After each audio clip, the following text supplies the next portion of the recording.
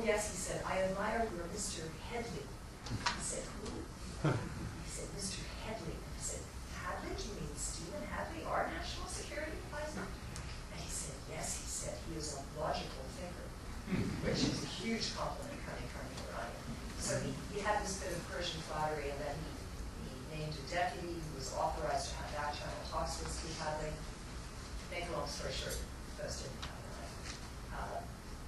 Finally, in desperation, Larijani agreed to talks just on Iraq. And he said this in public. He was backed up by the supreme leader in March of 2006. Bush administration didn't take up the offer. They were afraid it would get in the way of the effort to contain Iran's, by that time, accelerating nuclear program. And they were also worried about the reaction in Iraq, particularly among the Sunnis, if these talks started. So you're beginning to see a pattern here. Eventually, the United States came around to saying it would talk to Iran. In May 2006, then Secretary of State Rice said she would indeed meet with the Iranians in company with the British, French, Germans, Russians, and Chinese if Iran would suspend its uranium enrichment program.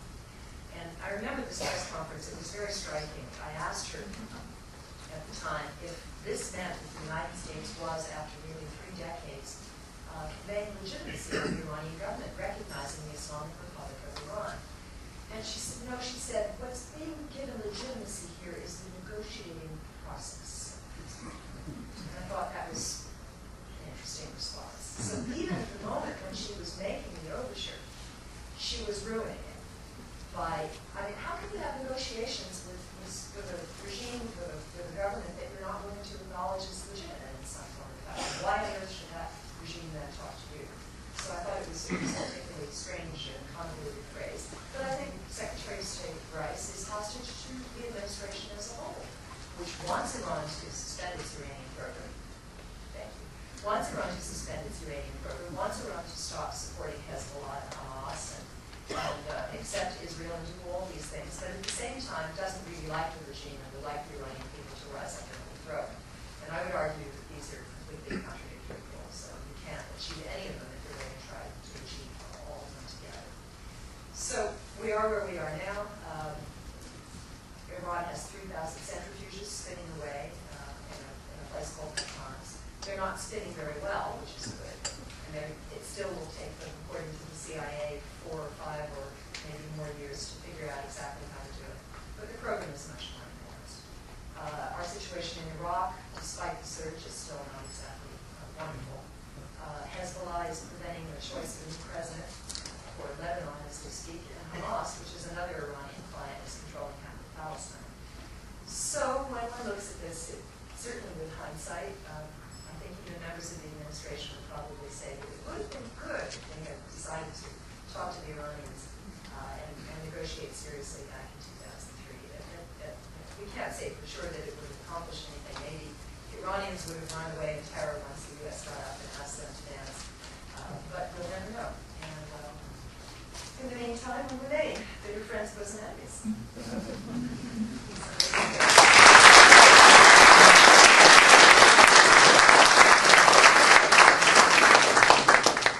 Thank you, Barbara. By the way, I should say that last year I took a group of my students from the Naval Academy down to hear Barbara speak on Oakland. She was a terrific guest. Still talking about it. Our next speaker is Dr. Parsi, who is founder and president of the National Iranian American Council. He recently published his groundbreaking work called Treacherous Alliance: The Secret Dealings of Iran, Israel, and the United States. Dr. Parsi makes frequent appearances in the media, where he is, in my opinion, one of those rare voices who makes a great deal of sense on a very emotional topic. His topic tonight is the Israel factor in the U.S.-Iranian relations. Dr. Parsi.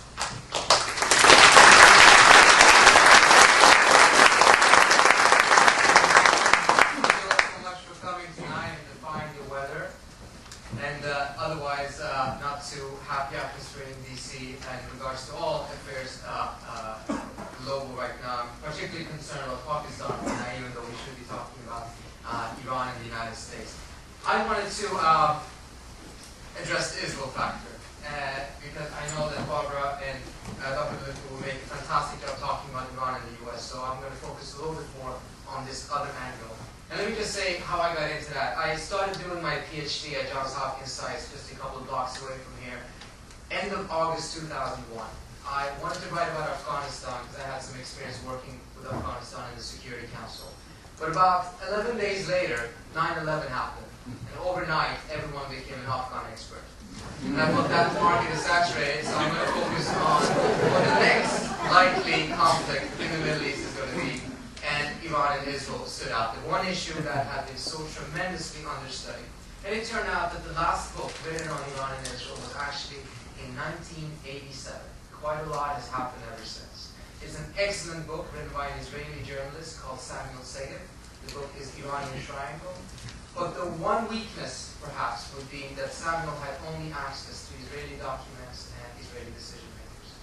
And I thought perhaps it would be possible to do a study in which you interview all three parties, the United States, Iran, and Israel. And in spite of all the advice I got from friends, don't be crazy and go to Iran and talk about Israel, I did it. I got out live, and the book is the result of it. And before I go into talk about all the depressing stuff, I just wanted to say a couple of things that I think is important right now when we're hearing this absolute super aggressive rhetoric coming out from all places, but perhaps most importantly, the rhetoric about the Holocaust. So just remember, take a step back and remember that there's been a very interesting and oftentimes very friendly relationship between the Iranian people and the Jewish people stretching back 2,500 years. When the Persians, under the King Cyrus the Great, liberated the Jewish people from the Babylonian captivity. Ever since, about a third of the population stayed in what was then Babylonia, today's Iraq, and they are today's Iraqi Jews. A third of them went to what was then Palestine, and they did the second rebuilding of the temple, financed by Persian tax money. And a third went to what was then the sole superpower of the world, Persia, and they are today's Iranian Jews. And still today, there's about 25,000 Iranian Jews living in Iran, the largest Jewish population in the Middle East outside of Israel itself. And they're an integral part of Iran's history, of its culture, and everything else Iranian. And it's not uncommon for Iranian Jews to remind their Muslim countrymen that there have been Jews in Iran about 1,000 years before there ever was a Muslim in Iran. In Israel as well, there is a large population of Israelis of Iranian descent. Some of them holding very key posts in the Israeli government. The former President Katsa was born in Iran. So was Shaul Mofaz, who is the current Deputy Prime Minister and former Defense Minister, as well as the recently resigned head of the IDF, Khalus. And I want to just read a short passage about this. When Katsa was worked at the UN as a Deputy UN Ambassador, a favorite pastime of his was to embarrass Iranian diplomats at various events by seeking to converse with them in Persian. Forbidden to talk to Israeli officials, at least in public, the Iranian diplomats could rid themselves of the unrelenting Katsa only by leaving the events. Katsa found this profoundly amusing. Mofaz and Khalus' approach regarding Iran, approach Iran with a bit less humor. They're some of the most hawkish Israeli leaders regarding Iran. When asked in a press conference in January 2005 how far Israel would go to stop Iran's nuclear program, Khalus, a former pilot, gave a chilling response. 2,000 kilometers. That's the distance between Israel and Iran. And that's where we are today. What's important to understand, though, that this shift in Israeli-Iranian relations did actually not really take place in 1979 with the Islamic Revolution. In spite of the revolution, in spite of the rhetoric of the Iranians, Israel and Iran continue to collaborate behind the scenes because the geopolitical context that they both found themselves in had actually not changed. They both needed each other because they both shared common threats, the Soviet Union and the Arab world. And particularly for the Iranians, their need of Israel had increased because they had now also managed to make the United States an enemy out of Iran, for Iran. And it was only through either Israel or the other state in the world that actually had access to American spare parts for the military, which was Vietnam.